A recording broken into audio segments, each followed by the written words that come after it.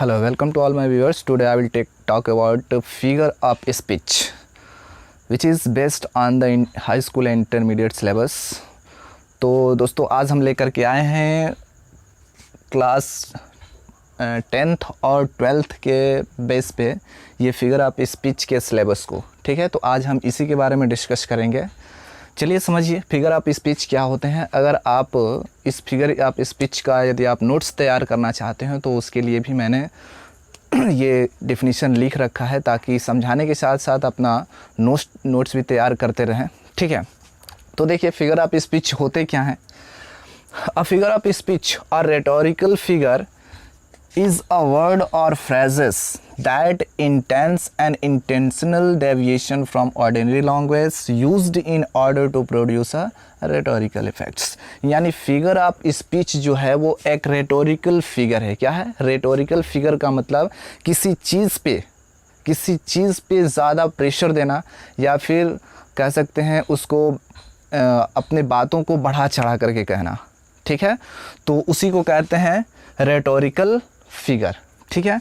Is word और phrases, या तो वो कोई वर्ड हो सकता है या कोई फ्रेज हो सकता है। फ्रेज का मतलब वाक्यांश होता है, ठीक है। That intense and intentional deviation, जो क्या होता है, जो बताता है किसी विचलन के बारे में फ्रॉम ऑर्डिनरी लैंग्वेज। कैसे, तो साधारण भाषाओं में, ठीक है। Used in order to produce rhetorical effects, ताकि उसका रेटोरिकल इफेक्ट्स हमें उस बातों में या उस स्टेटमेंट में देखने को मिले, ठीक है। तो ये पहला डेफिनेशन है। आप इस फिगर ऑफ स्पीच को इस तरीके से भी डिफाइन कर सकते हैं, ठीक है। या फिर यदि आपको ये फिगर ऑफ स्पीच का डेफिनेशन बड़ा लग रहा है तो आप इस तरीके से भी डिफाइन कर सकते हैं। अ वर्ड और expression used not with its original meaning but in an imagination way to make a special effect. यानी या तो कोई वर्ड या कोई एक्सप्रेशन जो इस्तेमाल किया जाता है किसी सेंटेंस में जिसका ओरिजिनल मीनिंग नहीं बल्कि उस शाब्दिक अर्थ से न लेकर के हम उसके इमेजिनेशन को यानी डीप सेंस को समझते हैं, ठीक है। जो क्या करता है, एक स्पेशल इफेक्ट दिखाता है, ठीक है।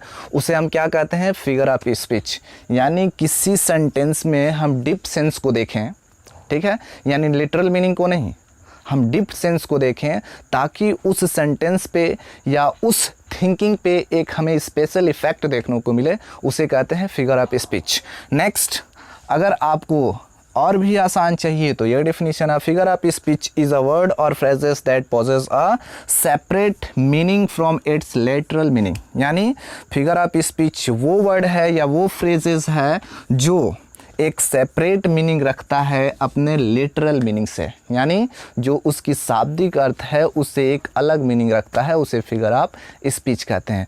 अलग मीनिंग रखने का मतलब वही डीप सेंस में चला जाता है, ठीक है। यानी अपने इमेजिनेशन के हिसाब से जो उसकी सेकंड मीनिंग होती है किसी वर्ड्स की, ठीक है, जो इमेजिनेशन को रिप्रेजेंट करता है उसे हम क्या बोलते हैं, फिगर ऑफ स्पीच, ठीक है। तो अब हम देखेंगे इसके फिगर ऑफ स्पीच के काइंड्स, ठीक है। तो हमने जो इसके बेस पे जो तैयार किया है फिगर ऑफ स्पीच आपके लिए, वो केवल हाई स्कूल और इंटरमीडिएट के बेस पे ही है, या इसका इस्तेमाल आप किसी स्कूल एंट्रेंस के लिए भी कर सकते हैं, ठीक है, या किसी कंपटीशन के लिए भी कर सकते हैं, ठीक है। तो हम इस फिगर ऑफ स्पीच पे 2 लेक्चर बनाएंगे और आप जा कर के इस वीडियो को देखिएगा, ठीक है। तो चलिए अब इसका हम काइंड्स ऑफ स्पीच की बात करते हैं, ठीक है। तो ये फिगर ऑफ स्पीच का पहला पार्ट है, पहला काइंड्स है सिमिले, ठीक है। तो सिमिले का डेफिनेशन देखते हैं। A comparison between two different object which have at least one common point, ठीक है। यानी जब 2 अलग अलग चीज़ें हो और उनके बीच में कोई एक कॉमन चीज़ हो, ठीक है, और उनकी तुलना की जाए तो वहाँ पे ये सिमिली होता है, ठीक है। हाँ, एक बात इसके पहचानने की है कि अगर आप सिमिली को पहचानना चाहते हैं तो उसमें कुछ ना कुछ कंपेयर वर्ड यूज़ किए जाएंगे। जैसे या तो उस सेंटेंस में सो यूज़ किया रहेगा या फिर एज यूज़ किया रहेगा या फिर लाइक या एज लाइक, इस तरह के कोई ना कोई कंपेयर वर्ड यूज़ किए जाएंगे, ठीक है। तो इससे आसान है किसी भी सिमिली को पहचानना, ठीक है। अगर किसी सेंटेंस में दो वस्तुओं की या दो ऑब्जेक्ट्स की अगर तुलना की जा रही है तो उसमें ये काम वर्ड्स यूज किए जाएंगे, ठीक है। अगर ऐसे वर्ड्स यूज किए गए हैं तो आप डायरेक्ट समझ जाइएगा वो सिमिली से बिलोंग कर रहा है, ठीक है। जैसे कुछ एग्जाम्पल मैंने ले रखा है, he is as cunning as a fox, यानी वह लोमड़ी की तरह धूर्त है, ठीक है। He is as cunning as a fox, ठीक है। तो हम देख रहे हैं कि यहाँ पे as a compare word use किया गया है, ठीक है, जिससे हम ये पता कर लेंगे कि ये कौन सा फिगर ऑफ स्पीच है, तो सिमिली, ठीक है। दूसरे सेंटेंस को देखें। दूसरा सेंटेंस है हमारा, the field was white as if covered with salt. दोस्तों ये सेंटेंस जो लिया गया है आपके क्लास 10th के सीबीएसई बोर्ड के क्लास 10th का इंग्लिश यानी फर्स्ट फ्लाइट के chapter number 1 a letter to God से लिया गया है। अ लेटर टू गॉड से लिया गया है। दोस्तों उसमें बताया गया है कि जब हेलस्टोन आते हैं यानी जो ओले पड़ते हैं तो वहाँ की जो जगहें हैं, वहाँ की जो खेत हैं, जो फील्ड्स हैं, वो ऐसे सफ़ेद लगते हैं जैसे लगा है कि साल्ट से ढके हों, ठीक है। तो दोस्तों ये इसमें भी एक कंपेयर वर्ड यूज़ किया गया है, ठीक है। तो इस कंपेयर वर्ड की वजह से अब दो चीज़ें हैं इसमें, ठीक है। वाइट एज सॉल्ट यानी वो एक सफ़ेद यानी साल्ट के एक सफ़ेद चादर की तरह वो दिखता है, ठीक है। तो इसकी दो ऑब्जेक्ट की तुलना की गई है, ठीक है, और उसमें कंपेयर वर्ड यूज़ किया गया है एच, इसलिए ये जो सेंटेंस है वो फिगर ऑफ स्पीच के सिमिली से बिलोंग करते हैं, ठीक है। नेक्स्ट सेंटेंस देखते हैं, sentence number 3, the working like an animal in the field, ठीक है। दोस्तों ये सेंटेंस भी उसी चैप्टर से लिया गया है, लेटर टू गॉड से, ठीक है। अब ये एनिमल किसको कहा गया है? लेंचो को। जो लेंचो उसमें काम कर रहा होता है एक जानवर की तरह काम करता है, ठीक है। The working like an animal in the field यानी फील्ड में वो कैसे काम करता है, एक जानवर की तरह, यानी बहुत मेहनत करता है, ठीक है। तो इसमें भी एक कंपेयर वर्ड यूज़ किया गया है लाइक, ठीक है। इसलिए सेंटेंस किससे बिलोंग करेगा? सिमिली से। नेक्स्ट सेंटेंस देखते हैं, sentence number 4, life is like a dream. Life क्या है? एक सपने की तरह है, ठीक है। तो life is like a dream, इसमें भी एक कंपेयर वर्ड यूज़ किया गया है, इसलिए ये भी सेंटेंस किससे बिलोंग करेगा? सिमिली से। नेक्स्ट सेंटेंस देखते हैं, sentence number 4, her face is like a moon. उसका चेहरा एक चाँद के टुकड़े जैसा है, यानी मून की तरह है, ठीक है। तो यहाँ पे भी एक कंपेयर वर्ड यूज़ किया गया है लाइक, ठीक है। तो यहाँ भी ये सेंटेंस किससे बिलोंग करेगा? सिमिली से, ठीक है। तो ये सारे आपके एग्जाम्पल रहे सिमिली के। हम उम्मीद करते हैं कि ये सिमिली आपको बेहतर समझ में आया होगा। आगे हम बात करते हैं सिमिली के बाद नेक्स्ट। तो ये है आपके फिगर ऑफ स्पीच का सेकेंड पार्ट, ठीक है, मेटाफर। यानी मेटाफर क्या होता है? ये भी एक फिगर ऑफ स्पीच का ही पार्ट्स है। तो पहले इसकी डिफिनीशन को देखते हैं। It is a figure of speech in which two different things are compared in implies way. यानी इसमें भी दो ही वर्ड या सेंटेंसेस होते हैं जिसमें दोनों की तुलना की जाती है, लेकिन इसमें किसी कंपेयर वर्ड का इस्तेमाल नहीं किया जाएगा। इसमें जो तुलना होगी दो ऑब्जेक्ट की वो डायरेक्ट कंपेरिजन होगी, ठीक है। तो दोस्तों इसके कुछ एग्जाम्पल्स देखते हैं। The camel is the ship of the desert. हम कहते हैं कि कैमल जो है वो क्या है? रेगिस्तान का जहाज है, ठीक है। तो हमने क्या किया, इसमें कुछ ऐसा कोई हमने कंपेयर वर्ड का इस्तेमाल नहीं किया। मैंने डायरेक्ट कहा the camel is the ship of the desert. क्या डेजर्ट का जहाज है? कैमल नहीं है, ठीक है। लेकिन हमने क्या किया, इसको तुलना कराया डेजर्ट से, क्योंकि जहाज़ जो होती है वो बहुत तेज़ चलती है, ठीक है। तो जहाज़ किस में तेज़ चलती है? अगर हवा वाली जहाज़ है यानी प्लेन है तो हवा में तेज़ चलेगी, अगर पानी की जहाज़ है तो पानी में तेज़ चलेगी। लेकिन कैमल जो है वो बहुत तेज़ चलता है डेजर्ट में, इसलिए इसको डेजर्ट का जहाज़ कह दिया गया, ठीक है। एक्चुअली ये जहाज़ नहीं है, कोई जानवर है, ठीक है, लेकिन इसको जहाज़ से तुलना किया गया है डायरेक्ट, ठीक है। The camel is the ship of the desert, यानी डेजर्ट का ये क्या है? जहाज़ है, ठीक है। नेक्स्ट दूसरा सेंटेंस देखते हैं, ह्यूज माउंटेन ऑफ क्लाउड्स। दोस्तों ये भी सेंटेंस आपके लेटर टू गॉड से लिया गया है। The huge mountains of clouds, ठीक है, यानी बादलों का पहाड़ बहुत बड़ा। ह्यूज का मतलब होता है विशाल दोस्तों, विशाल, विशाल का मतलब होता है बहुत बड़ा, यानी उससे बड़ा अब कोई दूसरा न हो, ठीक है। तो ह्यूज माउंटेन ऑफ क्लाउड्स यानी बादलों का पहाड़ बहता हुआ आता है लेंचो के घर के पास, उसी बात को यहाँ पे लिखा गया है। अब ध्यान देना कि huge mountain of clouds, clouds का पहाड़ हो सकता है क्या? बिल्कुल नहीं, ठीक है। तो क्लाउड्स को कैसे तुलना किया गया है? एक माउंटेन से, एक बादलों की तुलना किया गया है पर्वतों से। तो इसमें कोई इस कंपेयर्ड वर्ड का इस्तेमाल नहीं किया गया, ठीक है। यानी डायरेक्ट इसे क्या कहा गया? विशाल बादलों का पहाड़, ठीक है। तो इसलिए क्या है? मेटाफर है, ठीक है, यानी डायरेक्ट कंपैरिजन किया गया है। नेक्स्ट है सेंटेंस, सेंटेंस नहीं बिल्कुल हम इसको कहेंगे फ्रेज, ठीक है। फ्रोजन पर्ल्स, फ्रोजन पर्ल्स यानी जमे हुए मोती, ठीक है। ये जमे हुए मोती, ये भी सेंटेंस आपके लिया गया है अ लेटर टू गॉड से, ठीक है। फ्रोजन पर्ल्स किसे कहा गया है? जो उसमें हेलस्टोन है, यानी जो ओले पड़ते हैं उसे फ्रोजन पर्ल्स यानी जमी हुई मोतियों से उसकी तुलना की गई है। इसलिए ये क्या है? मेटाफर है, क्योंकि इसमें कोई कंपेयर वर्ड इस्तेमाल नहीं किया गया, डायरेक्ट कंपेरिजन किया जा रहा है। नीचे हमारा है कर्टेन ऑफ रेन, ठीक है। तो इसमें भी कोई हमें कंपेयर वर्ड्स देखने को नहीं मिला, इसलिए क्या है? मेटाफर है। Next, an ox of a man, ठीक है।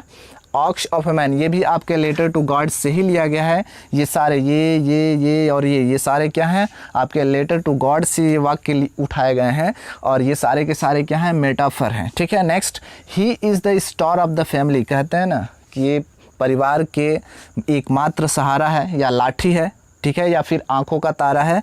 बिल्कुल वही चीज़ है इसके साथ, ठीक है। यानी डीप सेंस में अगर ले जाएं तो कहते हैं कि परिवार के आंखों का तारा है, ठीक है। जैसे कि हमने फिगर ऑफ स्पीच का डेफिनेशन में बताया है कि जो लिटरल मीनिंग होती हैं उनसे डिफरेंट जो मीनिंग हमें सेपरेट मीनिंग मिलती है उसे ही फिगर ऑफ स्पीच कहते हैं। तो लिटरल मीनिंग इसका क्या है? He is the star of the family, वह परिवार का तारा है। बिल्कुल नहीं, ये तो लिटरल मीनिंग हो गई। हम कहेंगे कि वह परिवार का एकमात्र सहारा है, ठीक है। तो ये एक इमेजिंग मीनिंग है, तो इसलिए क्या है? इसकी डायरेक्ट कंपैरिजन किया जा रहा है, यानी उस लड़के की स्टार से तुलना किया जा रहा है, और इसमें कोई कंपेयर वर्ड इस्तेमाल नहीं किया गया, इसलिए मेटाफर है, ठीक है। नेक्स्ट बात करते हैं the big drop of are the 10 cent pieces and the little ones are the 5, ठीक है। तो इसमें अब बिग ड्रॉप यानी जो बड़े बूंदे हैं, ये भी आपके लेटर टू गॉड से लिया गया है, ठीक है। द बिग ड्रॉप जो बड़ी बूंदे हैं उसे 10 सेंट से, 10 सेंट दोस्तों ये एक तरह का मुद्रा है, ठीक है, यानी करेंसी कह सकते हैं, ठीक है। 10 pieces and the little ones are 5, यानी जो छोटी बूंद है उसे 5 सेंट, यानी 5 एक कंट्री है, उस कंट्री में सेंट, जैसे हम लोग यहाँ सिक्का चलाते हैं 10 के सिक्के 5 के सिक्के, वैसे वहाँ पे सेंट चलता है, ठीक है। तो ये 10 सेंट के सिक्के की तुलना बड़े बूंद से की गई है, और 5 सेंट के सिक्के की तुलना किया गया है छोटे बूंद से, ठीक है। लेकिन यहाँ पे कोई कंपेयर वर्ड इस्तेमाल नहीं किया गया, इसलिए ये क्या है? मेटाफर है, ठीक है। आगे हम देखते हैं नेक्स्ट फिगर ऑफ स्पीच। तो फिगर ऑफ स्पीच का ये तीसरा पार्ट है पर्सोनिफिकेशन। दोस्तों इसके डेफिनेशन को देखते हैं। It is a figure of speech in which the non living object abstract ideas thoughts are the described to seem like the human, ठीक है। तो इसमें है क्या? तो ये फिगर ऑफ स्पीच है जिसमें किसी नॉन लिविंग ऑब्जेक्ट को एज अ लिविंग बींग्स की तरह ट्रीट करते हैं, ठीक है। यानी किसी नॉन लिविंग थिंग्स को ऐसे हम उसके साथ बिहेव कराएंगे जैसे लगेगा कि वो क्या है? ह्यूमन बींग्स है, यानी कोई लिविंग थिंग्स की तरह काम कर रहा है, तो उसे बोलेंगे। अब उस नॉन लिविंग थिंग्स में कुछ भी हो सकता है, फीलिंग्स हो सकते हैं, आइडियाज़ हो सकते हैं, थॉट्स हो सकते हैं, कोई नॉन लिविंग थिंग्स भी हो सकता है, ठीक है। तो वो होगा पर्सोनिफिकेशन, हिंदी में कहते हैं मानवीकरण अलंकार, ठीक है। तो इसके कुछ एग्जाम्पल्स देखते हैं।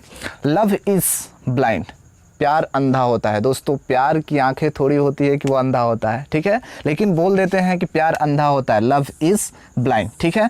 तो लव क्या है? एक नॉन लिविंग थिंग्स है, यानी ये क्या है? एक फीलिंग है, ठीक है। और फीलिंग्स के आँख हाथ पैर थोड़े ही होते हैं, ठीक है, लेकिन इसे ट्रीट किया जा रहा है एक लिविंग बींग्स की तरह। लव इज़ ब्लाइंड, प्यार अंधा होता है, ठीक है।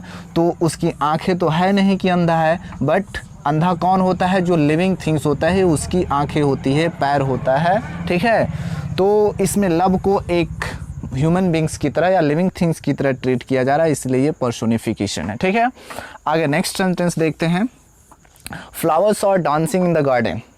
क्या फूल नाचते हैं? बिल्कुल नहीं। ठीक है, लेकिन यहाँ पे कहा जा रहा है flowers are dancing in the garden, यानी फूल बगीचे में नाच रहे हैं। ठीक है, तो बिल्कुल ये जो फ्लावर्स होते हैं इनकी एक्सप्रेशन को दिखाने के लिए हम पोएम्स वगैरह में इस्तेमाल करते हैं या किसी प्रोज में भी करते हैं कि flowers are dancing the garden, यानी एक्चुअली जो हवा बह रही होती है उसमें फूल ऐसे लहर लेते हैं जैसे लगता है कि बिल्कुल वो उनकी लहर अच्छी लगती है, बिल्कुल लगता है कि वो डांस कर रहे हैं। ठीक है, तो इसलिए वहाँ पे हम बोलते हैं कि फ्लावर्स आर डांसिंग, और यहाँ पे हमने फ्लावर्स को कैसे ट्रीट किया? एक ह्यूमन बींग्स की तरह। ठीक है, यानी फ्लावर्स नाचते नहीं हैं, वो तो मूव करते हैं हवाओं से। ठीक है, बट हमने यहाँ पे एक उसकी फीलिंग्स को रिप्रेजेंट कराया कि फ्लावर्स आर डांस, यानी उसकी एक एक्टिविटीज़ को हमने रिप्रेजेंट किया। ठीक है, the flowers are dancing in the garden, यानी फूल बगीचे में नाच रहे हैं। ठीक है, तो ये फ्लावर्स एक नॉन लिविंग थिंग्स है,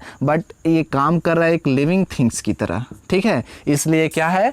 पर्सोनिफिकेशन। हमने ट्रीट किया इसको एक ह्यूमन बींग्स की तरह। ठीक है, नेक्स्ट सेंटेंस देखते हैं। He stalks in the vivid stripes. ठीक है, ये भी सेंटेंस क्या है? एक नॉन लिविंग थिंग्स है। स्ट्रिप्स, विविड स्ट्रिप्स का मतलब होता है जो टाइगर्स के बॉडी पे जो काली काली पट्टियाँ दिखती है। ठीक है, वो वेलवेट की तरह वो पट्टियाँ होती हैं। ठीक है, उसको इसमें डिस्क्रिप्शन किया गया है। तो बिल्कुल वो स्ट्रिप्स जो पट्टियाँ जो हैं वो कैसी हैं? नॉन लिविंग थिंग्स है, लेकिन एक उसके साथ ही वर्ड्स का यूज़ किया है, और ही किसके लिए यूज़ किया जाता है? ह्यूमन बींग्स के लिए। ठीक है, तो यहाँ पे विविध स्ट्रिप्स को एज अ ह्यूमन ट्रीट किया गया है, as a living things treat किया गया है, इसलिए क्या है?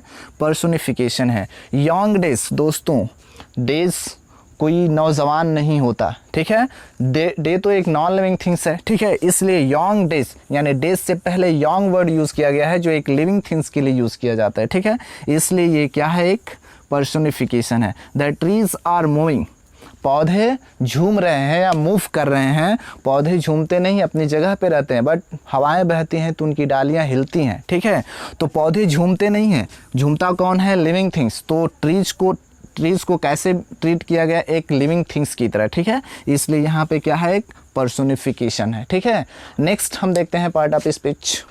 तो ये पार्ट ऑफ स्पीच का फोर्थ पार्ट है। हाँ, इसको देखते हैं। अ हाइपरबोल इज एन एक्सेजरेशंस और over statement for the sake of the moving a greater impression. दोस्तों, ये हाइपरबोल जो होता है वो इम्प्रेशन यानी ओवर स्टेटमेंट होता है, यानी चीज़ों को बढ़ा चढ़ा करके बोलना।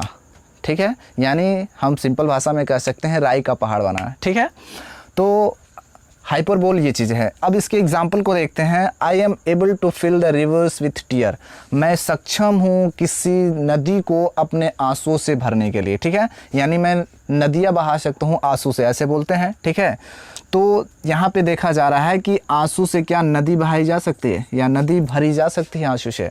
बिल्कुल नहीं। यहाँ पे क्या किया जा रहा है? एग्जेजरेशन किया जा रहा है, यानी चीज़ों को बढ़ा चढ़ा करके बोला जा रहा है। ठीक है, तो जब चीज़ों को बढ़ा चढ़ा करके बोला जाता है यानी एक्स्ट्रा या ओवर स्टेटमेंट किया जाता है, तो वहाँ पे हाइपरबोल होता है। ठीक है, नेक्स्ट सेंटेंस देखते हैं। You are the apple of my eyes, तुम मेरे आँखों के तारा हो। ठीक है, तो यहाँ पे क्या है? आँखों का तारा। ठीक है, यहाँ पे बात बताई जा रही है, यानी चीज़ों को बढ़ा चढ़ा करके बोला जा रहा है कि तुम मेरे आँखों के तारा हो। क्या कोई आँखों का तारा हो सकता है? या बिल्कुल नहीं। ठीक है, नेक्स्ट सेंटेंस देखते हैं। ही स्लैप्ड लाइक अ रॉक, यानी वो पत्थर या चट्टान की तरह सोता है। वह चट्टान की तरह सोता है? बिल्कुल नहीं। चट्टान इतने बड़े होते हैं, ह्यूमन बींग्स तो बहुत छोटे होते हैं। ठीक है, तो पत्थरों की तरह सोता है, इसलिए ये क्या है?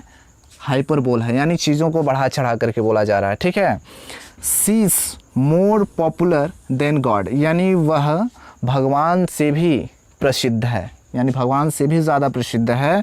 बिल्कुल नहीं। भगवान से कोई ज़्यादा प्रसिद्ध हो सकता है क्या? बिल्कुल नहीं। ठीक है, यानी पूरी दुनिया, पूरा ये अर्थ, ये पूरा ग्लोबल लेवल पे गॉड को जाना जा सकता है?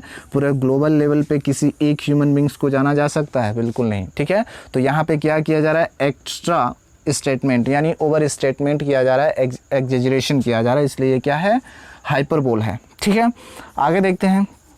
I can not live without you, मैं तुम्हारे बिना नहीं रह सकता या मैं तुम्हारे बिना जीवित नहीं रह सकता। ठीक है, ऐसा कुछ नहीं है, केवल ये बढ़ा चढ़ा करके बोली गई बातें हैं जो एक ह्यूमन बींग्स किसी दूसरे ह्यूमन बींग्स के लिए या किसी नॉन लिविंग थिंग्स के लिए बोलता है कि मैं तुम्हारे बिना जीवित नहीं रह सकता। ये ओवर स्टेटमेंट है यानी एग्जैजरेशन है। ठीक है, नेक्स्ट सेंटेंस देखते हैं। Her voice is more sweet than sugar, यानी उसकी आवाज़ क्या है, शुगर से भी ज़्यादा मीठी है, यानी चीनी से भी ज़्यादा मीठी है। आवाज़ मीठी हो सकती है क्या, बिल्कुल नहीं। ठीक है, तो ये स्वीट देन शुगर कहने का मतलब क्या है, बातों को बढ़ा चढ़ा करके बोला जा रहा है। ठीक है, तो इसलिए यहाँ पे क्या है, हाइपरबोल है। दोस्तों एक बात और हम केयर करें इस सेंटेंस में, तो हम देख रहे हैं यहाँ पे लाइक वर्ड भी इस्तेमाल किया जा रहा है। ही स्लैप्ड लाइक अ रॉक। ठीक है, तो इस सेंटेंस में आपका सिमिली भी है। ठीक है, यानी सिमिली भी इसमें मौजूद है, क्योंकि एक लाइक वर्ड का यानी कंपेयर वर्ड का इस्तेमाल किया जा रहा है, इसलिए सिमिली भी इसके अंदर मौजूद है। और स्लैप लाइक अ रॉक्स, यानी इसमें एग्जैजरेशन किया जा रहा है, चीज़ों को बढ़ा चढ़ा करके बोला जा रहा है, इसलिए हाइपरबोल भी है। ठीक है, नेक्स्ट फिगर ऑफ स्पीच देखते हैं। तो दोस्तों ये फिगर ऑफ स्पीच का 5th पार्ट। ठीक है, it is a figure of speech in which the repetition of word of the same sound or the same letter or syllable at the beginning of the 2 or more words, यानी 2 या 2 से ज़्यादा words के शुरू में ही या तो sound repeat करेंगे या सेम लेटर रिपीट करेंगे या फिर सिलेबल रिपीट करेंगे। ठीक है, अगर ऐसा होता है तो वो एलिट्रेशन से बिलोंग करेंगे। ठीक है, जैसे आप एग्जाम्पल दे सकते हैं, the garden is gardening in the garden. तो देख रहे हैं GA यानी पहला लेटर देख रहे हैं, दोनों में साउंड भी रिपीट कर रही है। The gardener gardening in the garden. ठीक है, यानी साउंड भी रिपीट कर रहा है और लेटर भी इसमें रिपीट कर रहे हैं। ठीक है, तो यहाँ पे क्या होगा, एलिट्रेशन होगा। The garden is gardening the garden. Next sentence देखते हैं, second. He is good as gold. He is good as gold, sound भी हम लोगों का एक जैसा है, गुड एज गोल्ड। ठीक है, और इसमें लेटर्स भी रिपीट कर रहे हैं, जी और जी दोनों में रिपीट कर रहा है। ठीक है, आगे देखते हैं। Lip and lip again, lip and lip again. ठीक है, तो लिप और लिप 2 बार ये शब्द आया हुआ है, यानी ये क्या कर रहे हैं, सेम साउंड या सेम लेटर, सेम साउंड या सेम लेटर या सेम सिलेबल से रिपीट कर रहे हैं, इसलिए क्या है, एलिट्रेशन है। आगे रोयरिंग, RO दोनों में ही RO रिपीट कर रहा है, इसलिए क्या है, एलिट्रेशन है। Next, how high his highness hold his hearty head. तो हम देख रहे हैं H और H, यानी सारे वर्ड्स का बिगिनिंग जो लेटर है वो क्या कर रहा है, रिपीट कर रहा है। ठीक है, तो यहाँ पे क्या है, एलिट्रेशन है दोस्तों। ठीक है, तो इस तरीके से हमने 5 पार्ट ऑफ स्पीच को देखा। नेक्स्ट 5 हम देखेंगे नेक्स्ट वीडियो के पार्ट्स में। ठीक है, आज के लिए बस इतना ही, धन्यवाद।